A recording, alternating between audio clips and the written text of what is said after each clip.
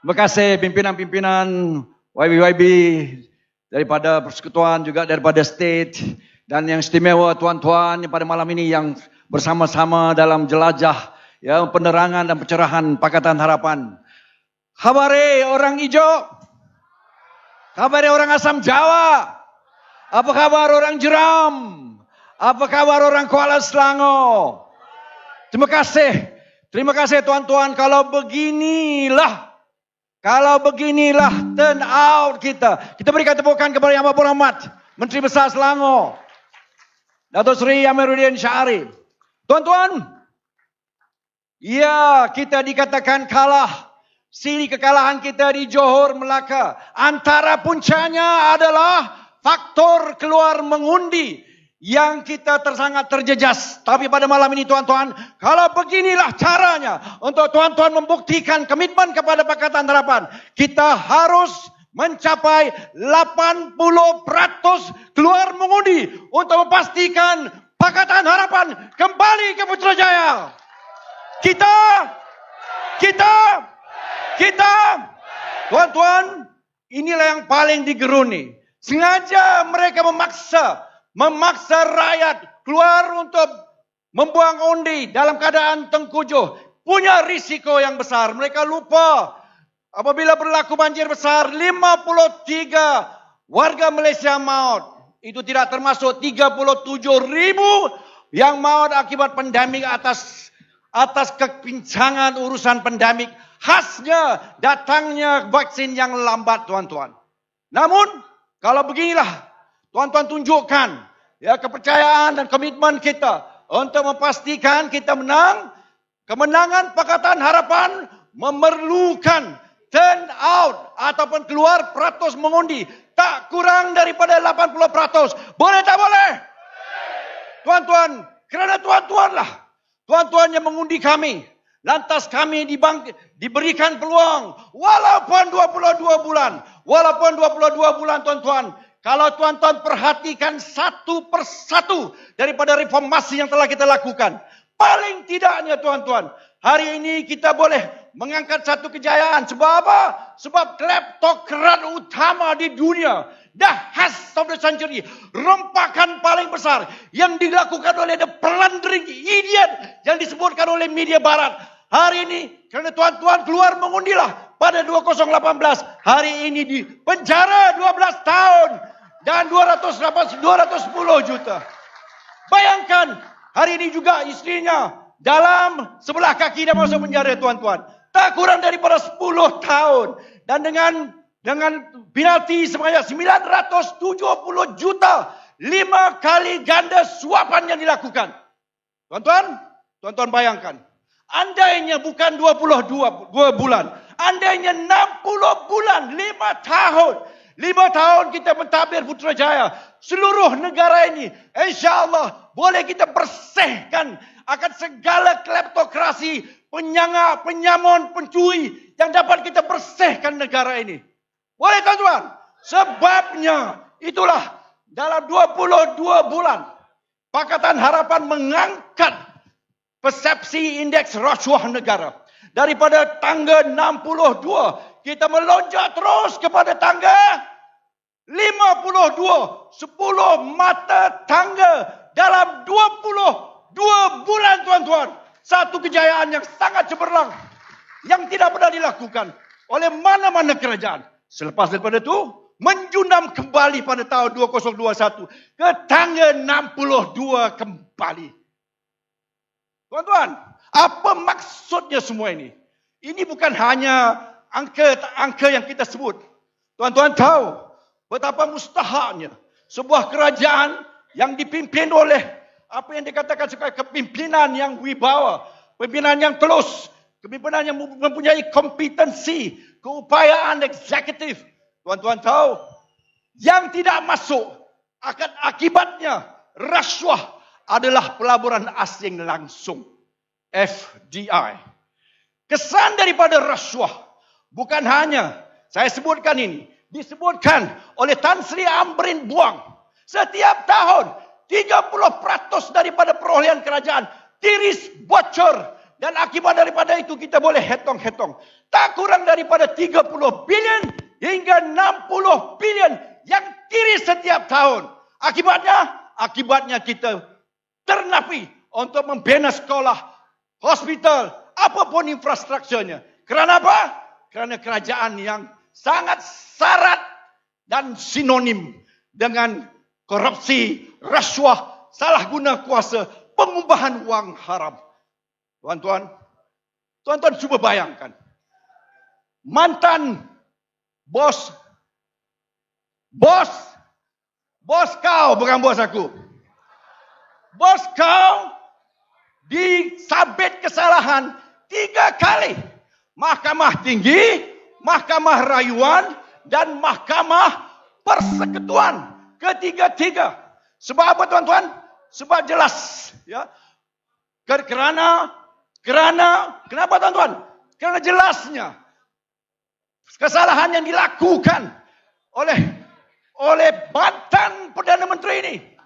Kita berikan tepukan kepada Presiden Amanah Abang Mat Sabo.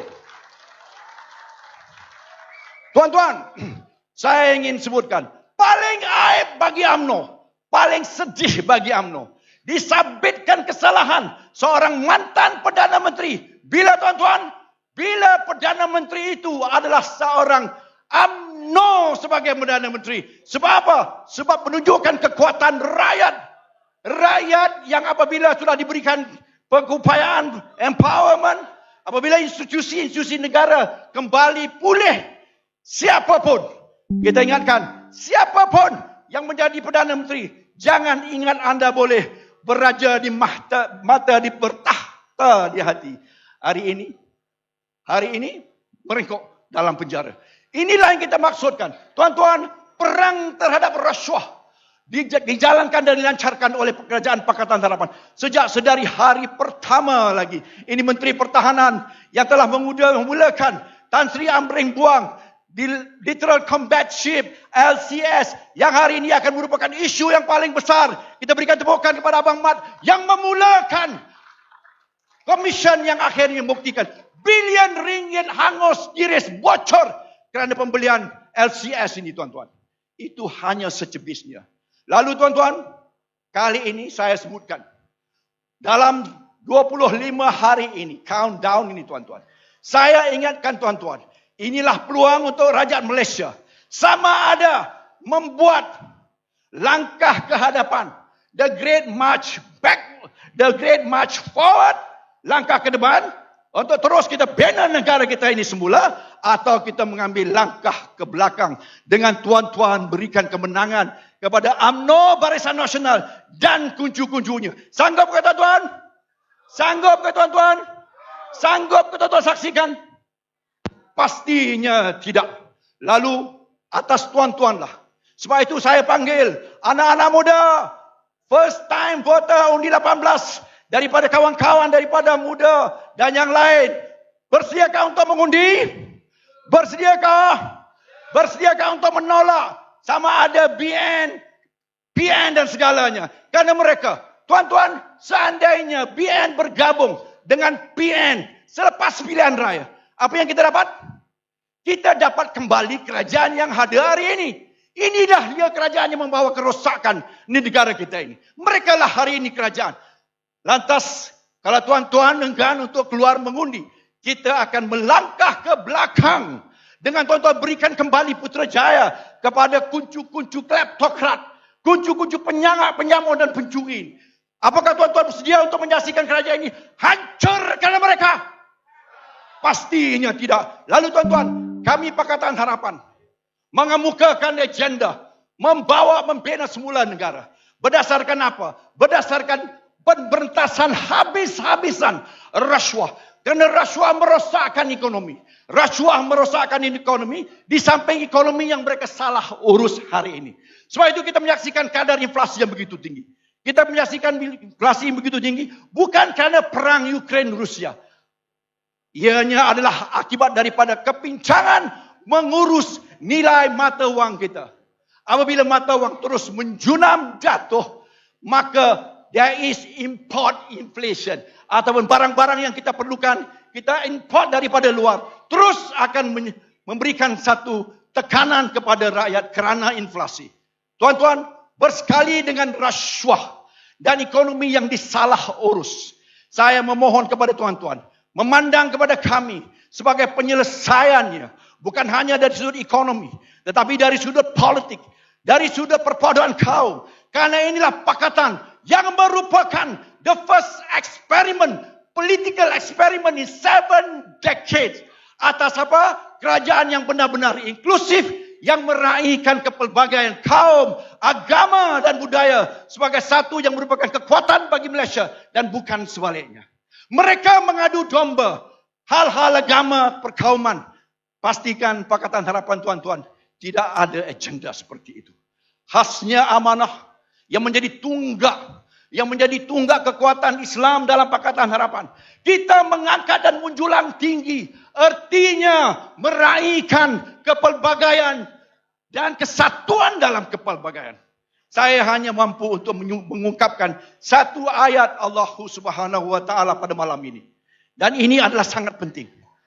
Parti lama saya tak faham ini. Parti yang kononnya menolak kami, iaitu Bersatu dan pimpinannya, juga tak faham ini.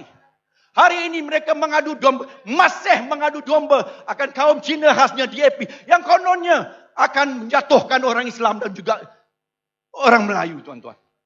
Allah menyebutkan, dengar baik-baik. Kalaulah yang dikatakan penyatuan ummah itu hanya penyatuan satu agama, satu kaum, ia jelas merupakan satu kesalahan dan bertentangan dengan ajaran Islam. Sebab apa? Allah sebutkan dalam Al-Quran, walau syaa rabbuka la ja'alakum ummatan wahidah walakinna Allah, akan tetapi Allah menjadikan liyabluwakum fima atakum fastabiqul khairat, ayat yang selalu dibaca oleh presiden saya. Kalau Allah mau, Allah jadikan semua kita ini satu kaum, satu budaya, satu bangsa saja. Kan mudah. Tetapi kata Allah jadikan kepelbagaian ini. Dan inilah kepelbagaian yang akan menyaksikan Pakatan Harapan meraihkan dan menjadikan negara bangsa ini mengangkat kemuliaan insan. Semua insan, bukan hanya orang Melayu, orang Islam, tetapi semuanya. Karena itulah anjuran Allah Subhanahu wa taala. Tuan-tuan, mereka tidak ada ini. Mereka tidak paham ini. Dalam kononnya mereka memperjuangkan Islam. Mereka sebenarnya bertentangan dengan prinsip Islam ini. Saya kemukakan sekali lagi. Pakatan Harapan adalah the only political experiment. Inilah dia, Pakatan Harapan, yang cuba mengangkat sebenar-benarnya sebuah negara bangsa yang kembali menunjukkan betapa Rasulullah SAW mengangkat Madinah yang punya kepelbagaian agama budaya sebagai satu negara bangsa ataupun satu Medina society, the Medina state. Kami Pakatan Harapan khasnya daripada amanah, kita mengangkat konsep ini yang sebenarnya. Then we become an inclusive government yang meraihkan semua perbezaan dan tidak menggunakan itu untuk melakukan diskriminasi, kezaliman terhadap kaum lain, budaya lain dan agama lain. Sangat bertentangan dengan mereka. Itulah tuan-tuan yang saya ingin sebutkan sedikit sebelum saya disuruh berhenti.